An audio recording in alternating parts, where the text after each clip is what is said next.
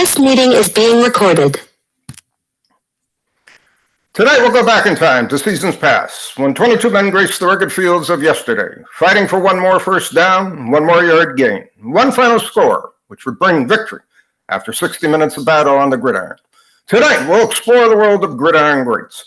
Welcome to Gridiron Greats, Football History of Memorabilia on the Sports History Network, in conjunction with Swick Enterprises, and we're live from the Southport, North Carolina home of Gridiron Greats magazine.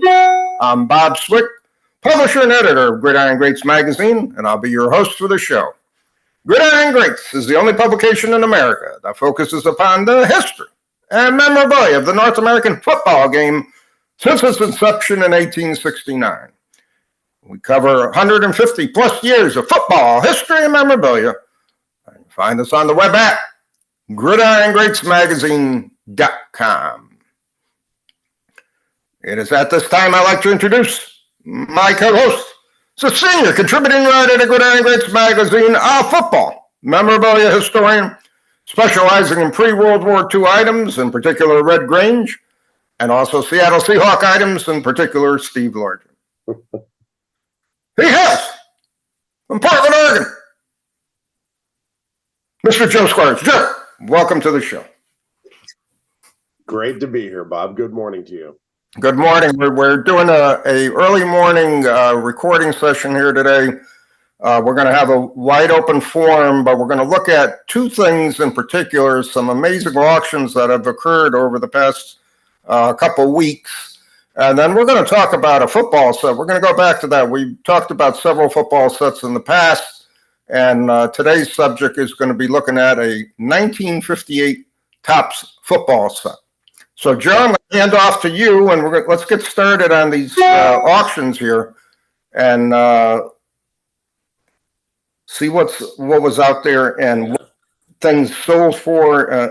Some amazing stuff out there. Amazing. Yeah, back to the basics. I like it. When we were discussing what we wanted to do, I was like, I always loved just taking a set at a time and doing a deep dive, and so I like going back to that format. But as you know, I absolutely love auctions and auction season, as I call it, and constantly watching and scouring to add to our collection. I think somebody once said us football guys seem to, buy and hold, whereas baseball collectors seem to buy, and when they want something else, they sell it and to purchase something. But I would say I'm in that category. I'm kind of a buy and hold person, so.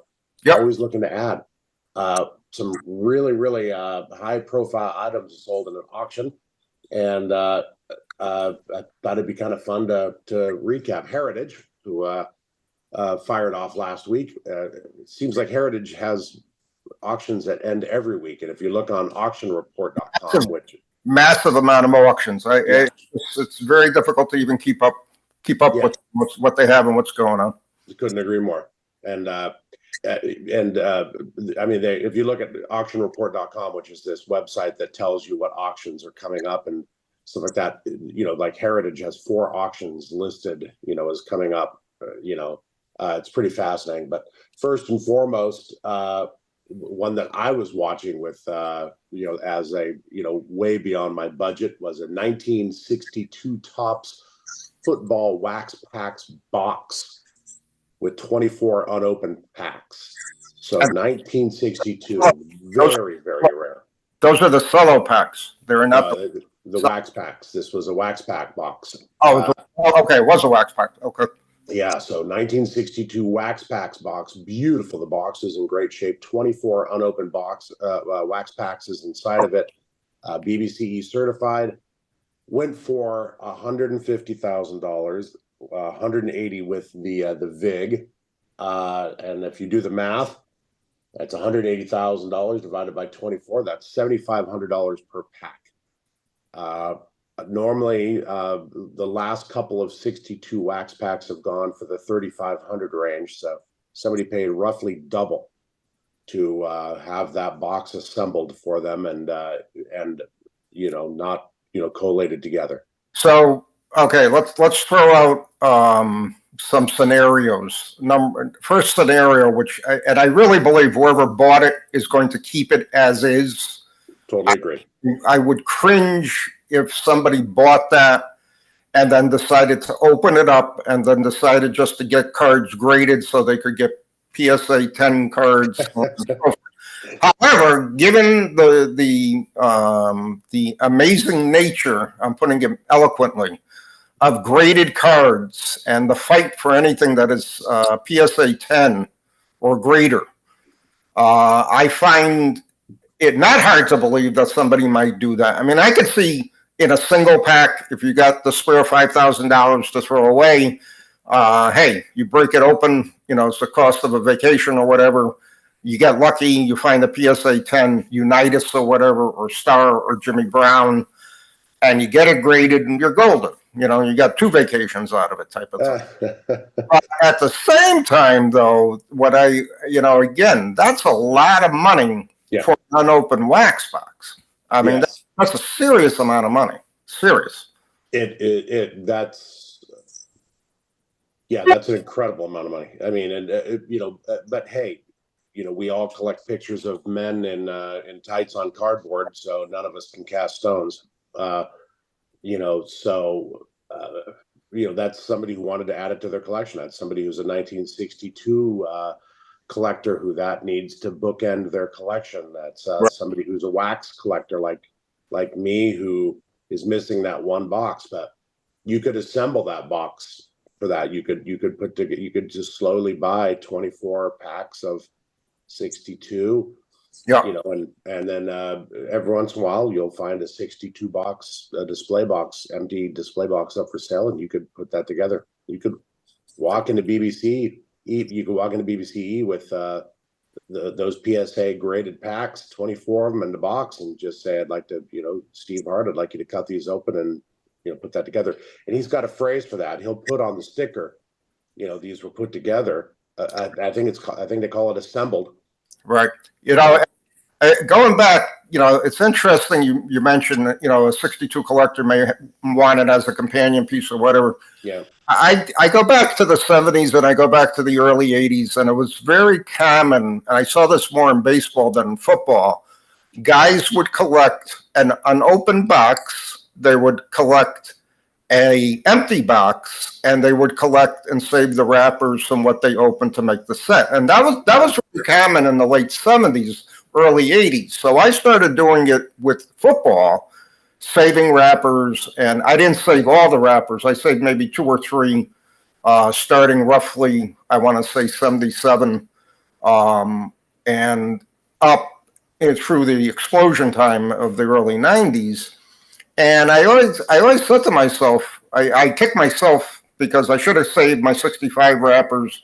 My earliest empty box was probably 1974, but I know I could have asked at the drugstores, "Can I have the box if you're throwing it out?" type of thing. But again, I had no concept of it at the time, and it's just amazing for me to see 50 years later that a massive explosion in pricing for what is really a very, very rare piece of football history and football card history. So one of these days I'm going to write an article on how would you have performed better with your money if you had invested in the stock market in 1984 or 1984 wax football. Right, exactly. I'm curious 36 packs times a quarter, that $9 box of 1984 Topps football is now worth $2,000. You can get $2,000 for it all day long. And the funny thing about it, back in 1985, 1986, you could buy what were referred to as the black mark boxes, the return boxes. Oh man. More than $5 a box at a show. I mean, I remember dealers trying to give the stuff away. Yeah. Just because it was taking up a lot of room and they needed cash flow to buy the newer stuff. I mean, it's just amazing, truly amazing. Yep. But yeah, that one was one I was really watching because I thought that was very curious. 1962 Topps. You just don't see that come along very often. Not at all. Next one up was something I was keeping an eye on, in honor of you, Captain, Green Bay Packer fan.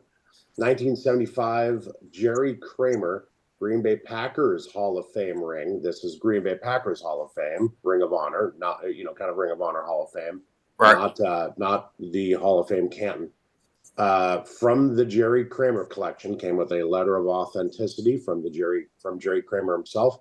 This went for $31,200. It's $26K with buyer's premium, $31,200, and it came with a brief description that I sent you if you wanted to dive in. Well, I know Kramer, and I had heard this before. He's starting to sell off a lot of his personal collection. I find that so sad because I know he's got family. This is just my opinion. If I had a family member, an uncle, whatever, father, whoever, I would really feel that's the history of the family.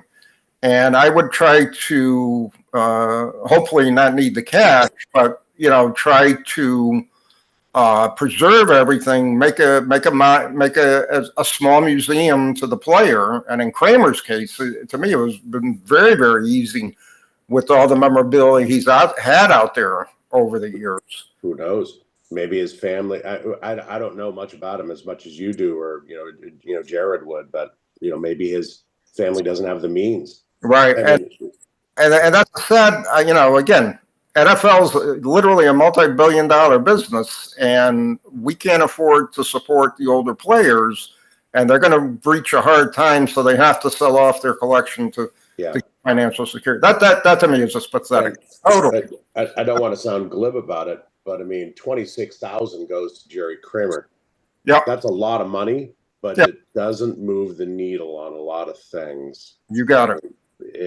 I mean, if this is $100,000 ring, I mean, if this is Kareem Abdul-Jabbar's MVP ring, et cetera, $26,000 doesn't solve medical bills. It doesn't, pay for, I don't know. I mean, and I'm like you, the history of the family keeping, Uncle Jerry's, Green Bay Packer Hall of Fame ring in the family would be the most important thing to me. Who knows? We don't know what goes on, behind closed doors. Maybe the family couldn't agree on a price. Maybe two family members are arguing about the value of it, and they're like putting it up for auction. And again, not to disclose families, but I've been active with two families over the years as far as the disbursement of their collections and the reason why they're dispersing them, and trying to give them advice and sending them to auction houses, so on and so forth. I do get it. I mean, I do understand when I hear a family member say, listen, no one wants this stuff. We're keeping a jersey, we're keeping this, and we're keeping that. We're keeping three things. No one in the family wants it. That's a damn shame. Liquidating it. The athlete is gone. He passed away. The wife needs money. The children are saying we got to help support, blah, blah, blah. So we're going to disperse it. And again, I realistically went through two different former players' families. It's sad. I wish I was of means that I had a spare $5-10 million where I could go in and say, listen, I'm giving you $200,000 for everything cash. I will preserve it for you. Anytime you want to look at it, you look at it. And I can't do that, obviously. So I got to give them the best next alternative. Who can they go that is trustworthy and who will get the best price for the item, type of thing. And it's just sad to me. It's sad. I found out here locally, Roman Gabriel, who recently passed, big North Carolina athlete, had all his stuff in a storage locker. And I'm friends with a gentleman who's very active in sports memorabilia down here, and he showed me a couple of the things he got out of the storage locker, and I'm like, I can't believe the stuff that was left there, and it was just no one in the family even could care less about it. In a way. What do you mean? Was the locker seized? Like he didn't pay the bill, and it was like storage wars? He had passed away, and then the family said, "All right, do you know anybody that can liquidate this stuff?" And they referred to this. He's a collector dealer, and he's a pretty honest guy, and I don't have a problem with him. And he said, and he said to me straight out. He showed me one piece. It was like a beautiful MVP bust that he had that was really worn. And he said, I'm shipping this to the North Carolina Sports Museum Hall of Fame type of thing here. And I said, I can't, and he showed me some of the stuff. I said, I can't believe it would be ignored like that. And it is, that's the reality of the situation. Not everybody's choked up at a, family member's career or whatever, that's it. So. Yeah, I guess we have no idea what goes on behind the scenes, but yeah, that one was interesting. And just a quick bio, anyone who's ever attended the annual Green Bay Hall of Fame induction banquet at Lambeau Field will agree that the highly respected organization definitely understands how to properly honor its former players and fans. That was exactly the same type of warm welcome Jerry Kramer received in 1975 when he was enshrined into that special place on Lombardi Avenue. Offered here is Kramer's personal Packers Hall of Fame ring, which is one of very few that have ever been publicly offered. The ring is one of the nicest Green Bay Packers presentational pieces we have seen. While it displays the team colors in the form of huge green gemstone, center 10-karat gold, size 16 band, serious Packers collectors want to focus on a special offering. Yeah, pretty interesting. Yeah, they're beautiful rings, and the Packers Hall of Fame is just absolutely an incredible sight, and I recommend anyone, even if they're not a Packers fan, to go there, especially if you go in for a game and your opposing team is playing. By all means, go through it. Yeah. Lambeau is Mecca to football, and I mean, you have to go. I mean, so yeah, I mean, anyone who.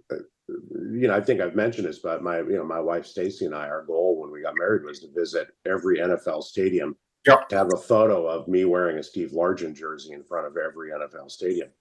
And I think we made it to about 6 or 7, and then kids happened. Yeah, and we had 6 or 7 in the first 3 years, and then I think we've had 2 in the next 15. So that was my deal back in 2002. Go see the Packers play in every other stadium, NFL stadium, and that didn't really happen. Basically, 2 different stadiums, and that was it. And Lambeau several times, and whatever. Well, I think I've told you, but my parents used to have Seahawks season tickets back in the 70s and 80s. I think we gave them up when they moved to the new Seahawks stadium. Because we kept them when they played in the, at the Husky Stadium while the Seahawks Stadium was being built after the Kingdom was torn down. But when we'd go to see like the Packers, Seahawks against the Packers, I swear the stadium was more filled with Packer fans. Yeah. Than it was. There were 2 teams that over the years of seeing Seahawks games, there were 2 teams I noted that traveled incredibly well. And it was the Raiders and the Packers, where you'd show up and like, I think there are more Packer fans in the Kingdom than there are Seahawk fans. What the hell? Right. It was just, that stuck with me even as a kid. So another brief thing, and I'm just going to use this as a juxtaposition for the Jerry Kramer ring, was a Jerry Rice game-worn jersey from November 6, 1994. It was Jerry Rice 49ers, his number 80. Wasn't the valued, the coveted Jerry Rice number 80 Seahawk jersey. It was his number 80 49er jersey. November 6, 1994 against the Redskins. Nothing huge. 118 yards, 1 touchdown. Touchdown number 132. Wasn't anything monumental. Just another day at the office. That sold for $17,500, 21 with buyer's premium. So that sold for about 70% of what Jerry Kramer's Hall of Fame ring went for, and it was just an average Jerry Rice jersey. How many of those did he have in a season? How many of those did he have in a career? Yeah, and I thought that was interesting that it went for that much. I mean, and Jerry Rice is probably, he is the greatest wide receiver to ever live. He's probably one of the greatest NFL players, but. Well, realistically, you're a collector and you want to have that, and that's a must-have for you. Yep. Hey, throw this theory out. He was trying to get a jersey from every NFL team he played against. So here's another jersey. You never know. Yeah, good point. Yeah, who knows? Let's not try to crawl in the mind of us collectors. With that. I mean, you're on a podcast with a guy who's trying to put a program and a ticket stub together of every college and pro game that Red Grange played in. I know. Yeah, my own personal monsters. Yeah, I'm sure. So another thing that hit close to home for you, there are three things in this auction that I brought up because of you. And there was David Robinson's Hall of Fame Packers ring from 1982. This went for $6,250, $7,500 with buyer's premium, or Now, went for about 1/4 of what Jerry Kramer's went for. all right, some out about Dave Robinson. I know for a fact he's been selling off his collection over the years, and he's, in my opinion, probably down to not having a lot of extra stuff left. But I know he still has some big pieces left. I have in my collection, as people know, I'm a big Packers fan. I do collect a lot of collateral stuff of Packer memorabilia, and I have in front of me a personal check from May 22, 1969, made up to the Camden Trust Company, and it's from the account of Mr. and Mrs. Dave Robinson, care of the Green Bay Packers, Green Bay, Wisconsin, which was actually signed by Dave Robinson from the Kellogg Citizens National Bank of downtown Green Bay, which I haven't a clue what the bank is. So I'm going to try to, if you can see it. Camden, yep. Interesting. That's a great signature. Right. Okay. So that was a signed check of his. I picked it up years ago. I don't get that. Mr. and Mrs. Dave Robinson, care of the Green Bay Packers. I wonder why that is. Well, I got a feeling, and I really don't know. I got a couple theories, and I could be completely wrong. They had the Packers write all his bills out and wrote his checks out. That really, to me, doesn't look like Dave Robinson's signature in a way. I wonder if somebody else wrote it, although I could be completely wrong because he had more of a elevated signature. B, he didn't want anybody to know where he lived, which is unusual in Green Bay, in my opinion, for the simple reason that, they were all popular. So I don't think that's the point. I think it's more that he had bills sent to the Packers possibly, and then they held his checks and he wrote them and then he would sign them. I don't really know. I don't know. It's an interesting conversation. Yeah. I mean, that first thing that popped in my mind is the Packers helped people save money. Right. Not blow money by like, hey, here's your, $10,000 wage. We keep 6 of it, and here's your stipend, kind of thing. I don't know.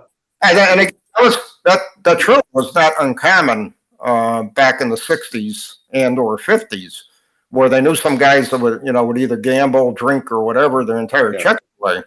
They held back stuff, so on and so forth. In Robinson's case, I can't see that, but that's what's very interesting on that check itself. Well, I've mentioned before, my brother-in-law works for Morgan Stanley. He is a wealth manager and he happens to work for a lot of pro athletes.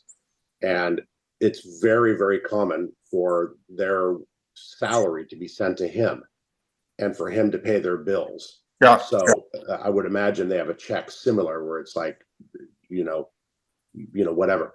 Joe Mauer, care of Morgan Stanley. Right. So, and he gives them a stipend. So like if they want a new car, they'd be like, hey, I want a new car. Hey, I want I want to arrange a vacation here. And then his assistant will pay for it. And, as part of the wealth management fee. Right. So, and I think probably back in the 60s, it was maybe just somebody in the front office or a Kellogg Bank or whatever who did that stuff or whatever. But again, that's interesting. He is selling, like I said, he is selling a lot of his stuff. And I know that for a fact. The other thing you had talked about, the other 3 items, the first one, I do want to talk a little bit about the 1923 Green Bay Packers NFL membership certificate, which was actually signed by Joe Carr, sold for $111,000. That is one of probably the earliest pieces of NFL history of the Packers that has come on the market in absolute a long, long time. Yeah. This Green Bay, the write-up on it in a February 2017 article, Green Bay Packers team historian Cliff Christie characterized this extraordinary document as priceless, an opinion that many Titletown faithful will continue to hold even after the conclusion of bidding on Platinum Night affixes a price tag. Visit the Packers Hall of Fame and you'll find a slightly scaled down color reproduction on display, but this is the one and the only original, a thrilling relic that first emerged in the hobby scene nearly a decade ago as part of the estate of Joe Carr. The inaugural class Hall of Fame executive took over as the president of the American Professional Football Association from Jim Thorpe in 1921 and maintained the leadership to change the name to the now National Football League in 22 and onward into his death. And Carr is commonly considered known as the father of professional football. Before the emergence of Carr's estate, his autograph was the toughest of all Canton inhabitants, and that supply still falls short of demand. We've never encountered a finer example than that, which appears at the lower right of this artfully calligraphed relic, the signature bestowing league membership upon Curly Lambeau's pride and joy. The identification of the team as the Green Bay Football Corporation tells us the certificate most likely dates to 1923, the year the team was rebranded. There's also reason to believe that the certificate tracks to the earliest days of rebranding, as close inspection finds the ghost of earlier writing in the line directly before the words this certificate, suggesting the terminology had been in flux. And there's a lot of debate about that over the years as far as the terminology is concerned. Yeah. They state that they're unable to discern that. So this is like now you're a shareholder of the Green Bay Packers, so they have shares. So I mean that's how they do it. So this certificate is a share of the Green Bay Packers before they reincorporated, correct? Well, no. Technically, it's the certificate to get into the NFL. That's my belief of it. And if following what they talked about, they've seen similar certificates for the Baltimore Colts and the Dallas Cowboys signed by NFL commissioners Burt Bell and Pete Rozelle. So I think this is the actual certificate given to the team to state they are part of the league. And again, there's been a lot of debate about that certificate. I've read about it in the past and looking at it again, it's basically the same thing from Joe Carr's estate. And again, here's a classic example. Anything from Joe Carr should have been going into the Professional Football Hall of Fame and or delegated out to the different teams that they're associated with. So I have no clue who bought it, and but that is more than a fair price, in my opinion, for it, of a mere $111,000 for it. Yeah, it says to the National Football League, it says, this certificate endorses the right of the Green Bay Packers Football Corporation to represent the city of Green Bay, the National Football League, keeping the provision of, oh, that's interesting. Okay. I misread that. I thought that was a certificate, like a membership, that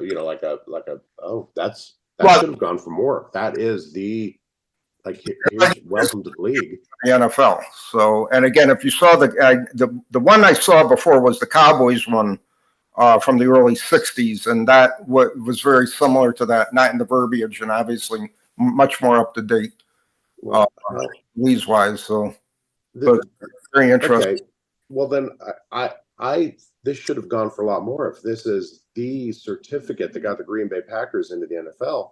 I agree. I mean, I figured that would be close to a $250,000 piece, if not more. So I'm kind of surprised it only went for $111,000. Now I'm wondering too, did the Packers buy it? I have no idea. I know they have the replica of it in the Hall of Fame, but I don't know. It's not meaningful enough for them to purchase it. I would love to actually bought it, but whoever did got an incredible piece of football history there. Okay. Well, a couple of honorable mentions I didn't want to deep dive into, but I wanted to give a nod to. One of them was another one for you, which was a 1923. Boy, a lot of Packer stuff in this one. 1923 Green Bay Packers Type 1 photo, which was dubbed the earliest photo slabbed by PSA of the Packers. And it was labeled Champions 1923 on the bottom. and I wanted to note that it was blank backed. Right. So, yeah, 1923 photo, pretty cool. That went, I didn't write the price down, but that went for $4,000. Yeah, I thought that would go for a lot more also. Ditto. December, a full ticket stub. December 6th, 1925, Red Grange and the Chicago Bears versus the New York Football Giants. That's a full unused ticket stubs, which are very rare. That is the game where Wellington Mara wept at the 60,000 people in attendance as it saved his New York Football Giants team, reportedly. I have a ticket from this game. It's already in my collection. Not an unused ticket, but a ticket. This ticket went for $3,000. I obviously bid on it. I love full tickets versus used tickets, but not for $3,000. I thought it was cool, but not that cool.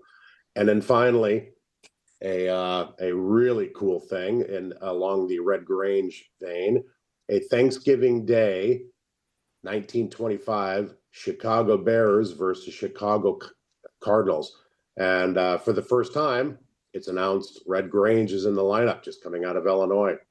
So this is Red Grange's first game in the NFL, and it was a program for it. Sold for $6,000.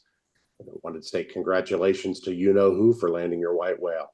So a very rare program. I have a program from it. Mine's not in very good shape. Right.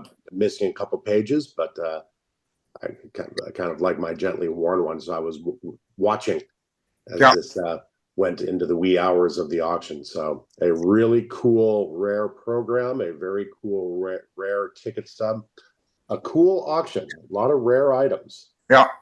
And again, we've talked about this in the past. Was it too many rare items all at once? And that's the way I look at it in a few points. My opinion, which again is, falls on deaf ears. I would have featured the Grange items, and then I would have featured the Packer items separately. And to me, that certificate from Joe Carr should have been on a loan auction, because that is a serious piece of football history, and it needs to be treated that way. But again, I am, not part of the auction crowd with regards to how people run their auctions, so on and so forth. So it is what it is. It's dollars and cents. That's what it comes down to.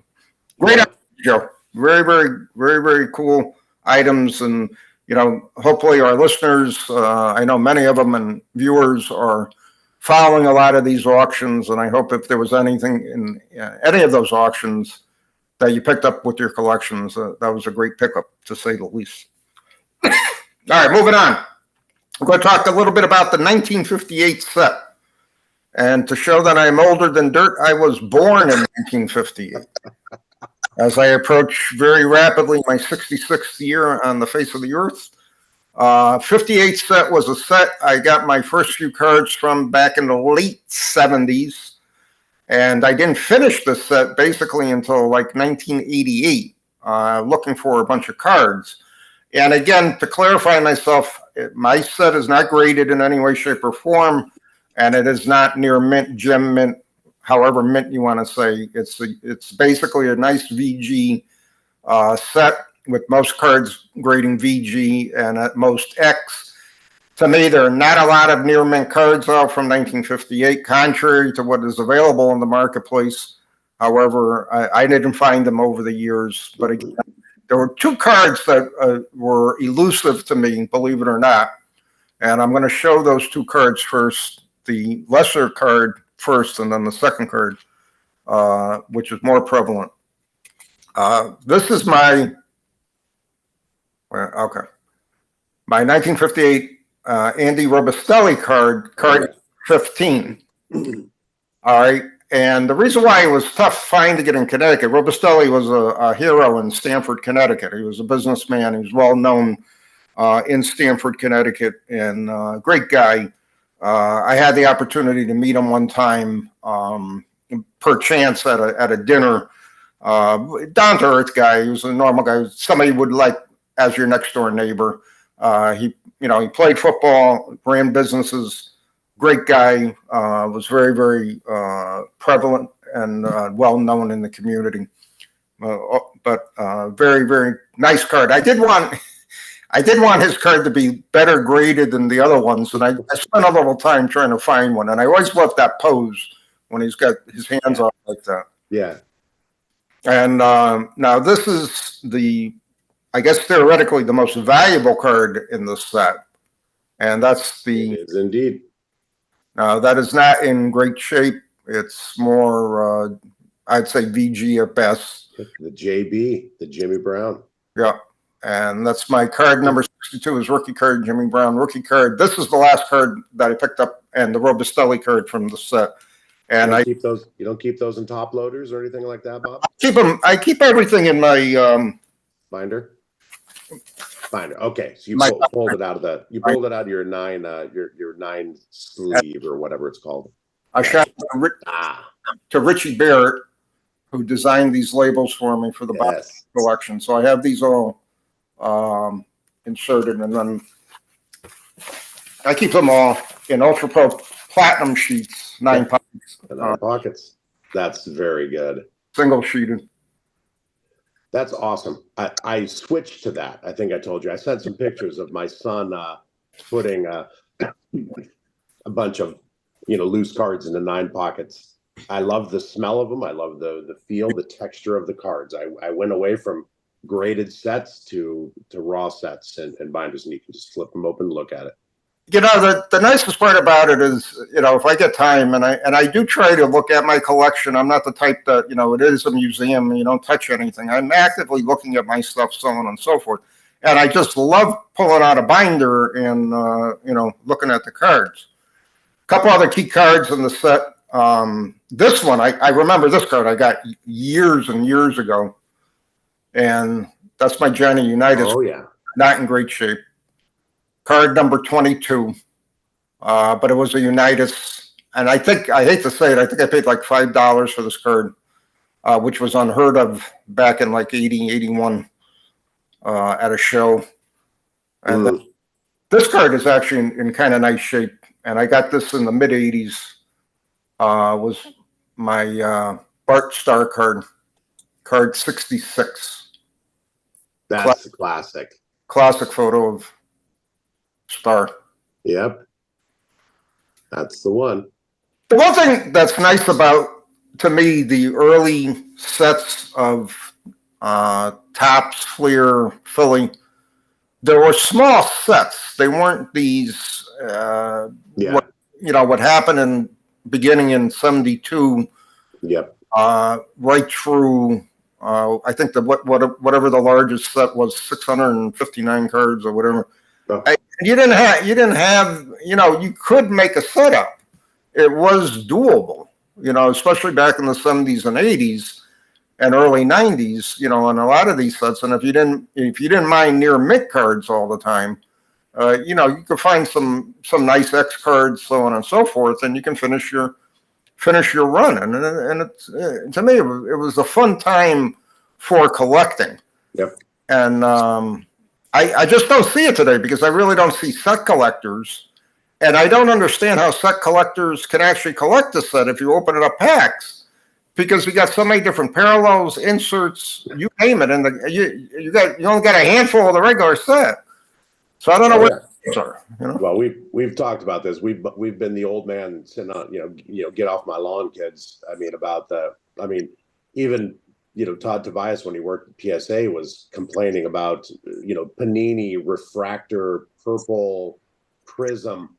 He's like, they had a staff of half a dozen people who were just trying to track down what the hell. What is putting it out?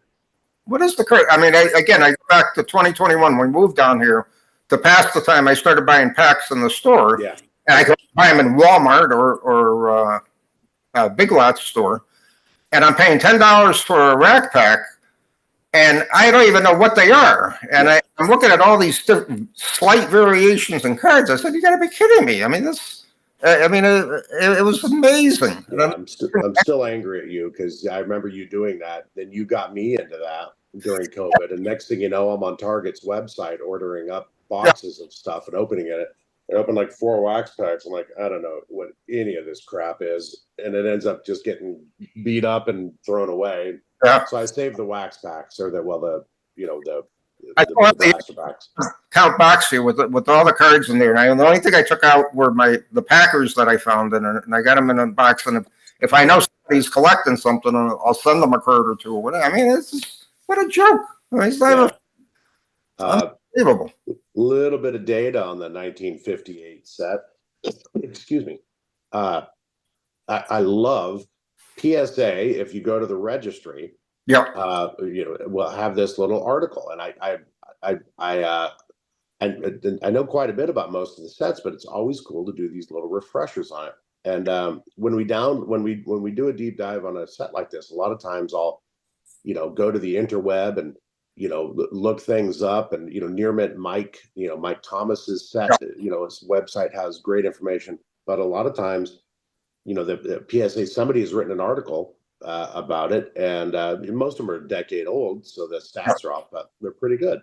The 50, so this is just some notes off the PSA article. 132 cards, as you mentioned, so one sheet. And I want to note there has been a uncut 1958 Topps football sheet on eBay for the last probably like 4 years. And I've spoken to the guy many times about buying it. Oddly enough, the price has gone up from $130,000 to $199,000. It's Canyon Falls Collectibles, so it's increased by $60,000 over the last 2 years. Every once in a while, I'll be like, "Wait a minute, did that just go up 10,000? What the hell? This is wallowing on eBay for years. Why is the price going up? It should be going the other way." But I know the guy. I've had phone conversations with him. I've talked to him, and it's too much. So my immediate question to that is, you are the uncut sheet specialist. You are the expert. What is a realistic value of that sheet? 50,000, 60,000?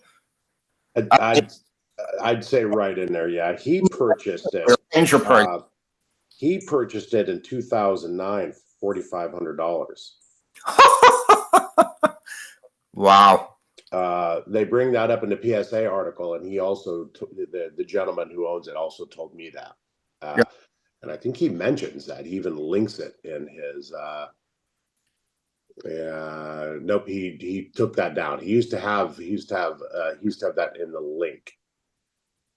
Well, that's kind of ridiculous to put that in your sales piece there. Yeah.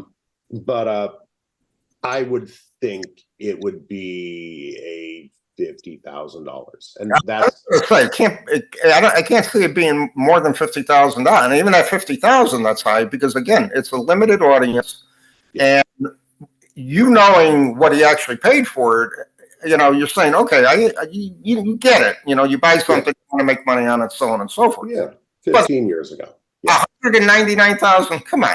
I mean, that's a joke. That's really. So 132, like you said, one thing the article mentioned, and this is from about 6 years ago, is the rarity of 58. I mean, and I've collected the 58 set, and I know it was tougher to get.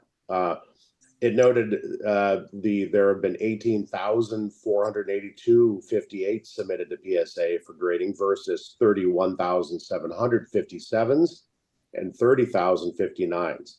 So 60% of the 57 and 59 bookending 58, so which was pretty interesting. They were issued in 5-cent packs, 5-cent wax packs, and 1-cent packs. I think our last show I showed a GAI nickel pack that I own. Right. They're also issued in 5-cent cello packs. One thing I didn't know is that in 2006, on an Antique Roadshow episode, a woman appeared with 312 cello packs, nickel cello packs on the show that she'd found in her father's grocery store. So 2006, 312 cello packs entered the market. but you still don't find them. Well, you see quite a few cello packs, on eBay. There, a lot of them are off, or not on eBay, but come up for auction. They go for about 2,000 each. In October of 2007, a year later, Heritage sold 60 of the graded packs for $14K, and in April of 2009, Heritage sold 47 for $20K. So 100 of them, or about a third of them went. So to note, there are only 2 Hall of Fame rookie cards in the 58 set. The number 62 Jim Brown is one. Do you know the other one? You're stumping me. Quarterback for the Eagles. Oh, Sonny J. Sonny J. Okay. Yeah, Sonny Jurgensen, card number 90. And they bring up that the rarest card in there is the mail-in felt card, which I've never seen. I collected the 58 set, and I made it about 80% of the way through in PSA 8, but I never collected the felt card. I do not have the felt card, and over the years, I've only sold. There he is. The Sonny J. Yeah, number 9. Hey, turn to card. Turn to card. What is it? Just a second here. I don't know the number. Lamar McCann. If you can show him. Okay, hold on. He is 68. 68. My favorite card in the set. Odd, but I absolutely adore this card. This one. Isn't that my favorite card? Football pose. It is the best. That is so lost in time. Absolutely love that. That one and the Gifford. I forget which card the Gifford is, but if you can find the GIF. But that Lamar McCann card, I remember the first time seeing that like a decade ago and just laughing. And you can see them posing for that in practice. A couple guards standing there, in their pose, him jumping up, taking a couple photos, finally nailing it. I love that one. It's one of my favorite cards. And the GIF, I believe, is whoops, I didn't save that. You know which card Frank is? Oh, I take it back. I do have the full card. Oh, look at you, a completionist. Forgot all about it. Y.A. Tittle is a good card. Oh, wow. That is a good-looking card. I had it. The card number 73 is the GIF, if you want to find that. That felt card is good-looking. I don't think I've ever held one in person. I apologize. I forgot completely, and I remember it now. Wow, yeah. I'm losing my mind. Yeah. That here. An old, 66 years, Captain. And card number 73, the GIF. Oh, the GIF. Okay. Yeah. A couple of my favorite cards in the set. Another classic pose of a classic player. Look at that. Absolutely love it. Well, how convenient that you had the set sitting right there, Captain. I tell people all the time, the last thing that will go of my collection is the run from 48 to 2015, the 92 sets. Yeah. I have no desire whatsoever to start paring it down. I have started upgrading some of the sets too. I found a few very reasonable upgrades for some of the, common cards. My 48-49 Leaf set, as I said numerous times, the beater set, I have no desire to buy a trimmed card to upgrade anything. My Bowman's, if I can find it reasonable, I will upgrade it. If not, my 55 tops up and my 60-63 Fleer and 64 to 67 Phillies, I want to get, especially the older sets, at least X plus or better. If I see some bad cards, I've been upgrading them as I find them. And I got about, in the entire run, I call it ballpark, 500 cards that need to be upgraded. A lot of them are 48 and 49 Leafs. So if you subtract those out, I probably got about 400 cards I need to upgrade. And I'm doing it very slowly, one, 2 cards at a time. I am noticing, though, and when I go to a show, if I see any reasonable cards 72 and back, and I really don't need any upgrades in my 72 set, I've been picking them up just to have them either as traders or knowing they're not out there. I don't care what anybody says, and they're not graded either. I don't buy graded. I'll buy raw, and just keep them and go back to that scenario.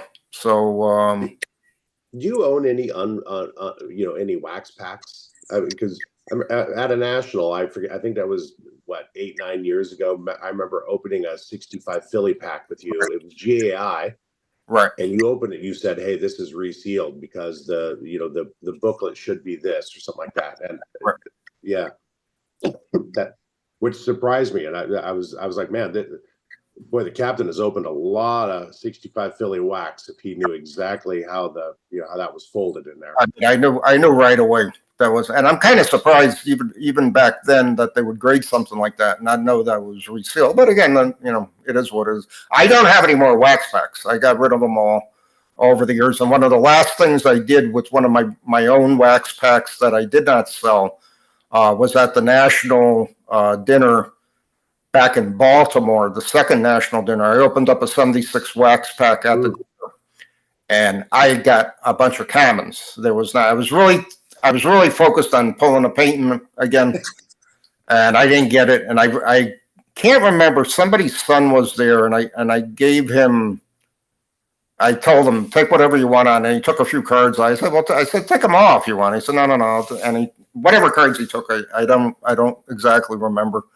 And then we all have these delusions where it's like this wax pack, is going to have all PSA 10s, right? It's going to have a patent, and we don't realize that those PSA 5 commons came from somewhere, Right. So, and my biggest concern is a 65 Tops wax pack that I buy, and I say I got to open it. It's one of my last acts in the hobby, and I open it up, and it's resealed, cards every which way. I'll be going to my grave, with that thing. So I can't. I just can't do it. I just can't do it. Yeah, and it's too much money now. They're not worth. I think it was like 5 or 6 years ago. Some auction house had because PSA doesn't grade 65 Tops tall boys anymore. Right. And there was an auction that was selling a 65 BBCE, wax. And I bought it. Yeah. Like, this is as good as graded to me. But I'll never open it. I mean, Can't open it. Yeah. And my other delusion is we're traveling somewhere in the back roads here, and I've come upon a little country store, and I see these packs in the front, and I say to the person, got any old packs? And they go, yeah, I got them. Okay, come on in the back here. Give me $50 for the box, and I'm 312 1958 Tops packs. I have the my hair. I have the big one over there. Type of got thing. These black cards, Mayo. They got these Mayo cards. Yeah. We've talked about that old country store and coming across. Back in Connecticut, I would have had a much better chance. And believe me, I hit we hit literally every antique shop, card shop. I knew every location, tag sale, flea market, so on and so forth. And and I never came across. I mean, I made some good buys over the years, but nothing to that magnitude. Well, you're more likely to find it on the East Coast than I am on the West Coast. I mean, an old house here in Portland is from 1910. Yeah, an old house in Connecticut or there is it was made with horsehair in the plaster. So I mean, nobody was stuffing anything in the attic, back in 1910 here. Right. So it just didn't reach it. So definitely some East Coast bias when it comes to finding those stashes.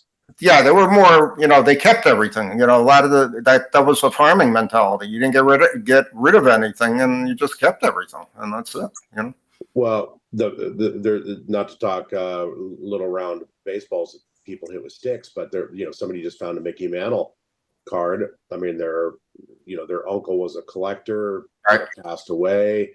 Right. You know, they go sifting through his drawer and, you know, his drawers, and they found a Mickey Mantle card. It graded, you know, what, a PSA 5. And, you know, those are the stories that, you know, those are amazing stories. Right. So, Right.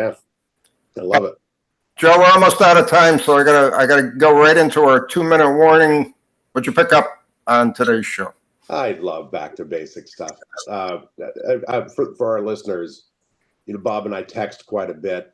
I've said I have the best seat in the house, and I do have the best seat in the house. I get a text back and forth with the captain quite a bit. Talk hobby, talk personal.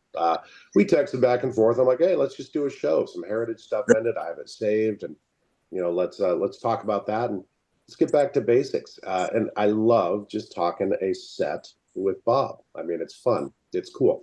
And I think we might dive into some rarer stuff. I mean, we at first, you and I wanted to go through all the sets, and we started off with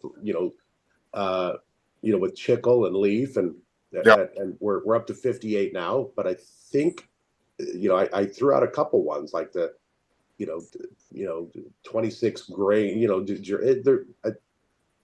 I don't know. We'll toss it around, but I enjoy bouncing things back and forth. I noticed our football text thread had about 20 text messages this morning when I woke up. I check up on it. So we're out of time. If you're not a subscriber to Gridiron Greats magazine, what are you waiting for? GridironGreatsMagazine.com. Subscribe online, and we're going to be back next week because and I'll text you, Joe, about it over the next few days, and we'll be back with another show. Thanks for listening. Thank you. Ba, ba, ba, ba, ba, ba, ba.